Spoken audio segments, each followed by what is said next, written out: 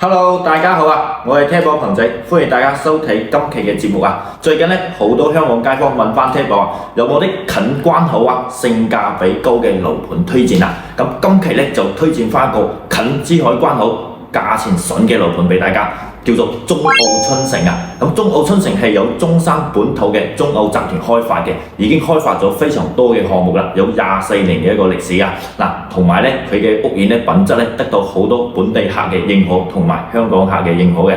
咁首先我哋講翻呢個屋苑嘅缺點啦。咁中澳春城咧位於中山嘅南部片區，屬於中山嘅一個鎮區嚟嘅坦洲鎮。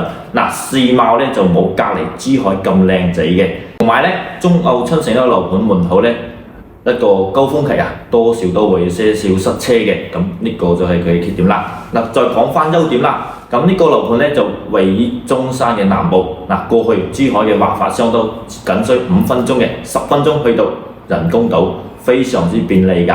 同埋咧，屋苑門口就自帶香港直通巴，每日8個班次翻到香港嘅太子旺角，非常便利嘅一個交通。同埋咧，園林咧綠化咧非常之好嘅，樓間距闊，有個超過100米嘅。成個新加坡園林設計。仲有一點咧就係屋苑嘅一個戶型設計非常多嘅，有2房到4房。依家最熱門嘅2房，總價咧係90零萬就可以買到啦。3房咧100萬出頭就可以攞低啦，帶全屋嘅一個精裝。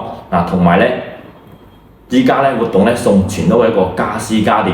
車位咧過到現場都有得傾㗎。第三咧講翻呢個價錢啦，就係珠海嘅1/3。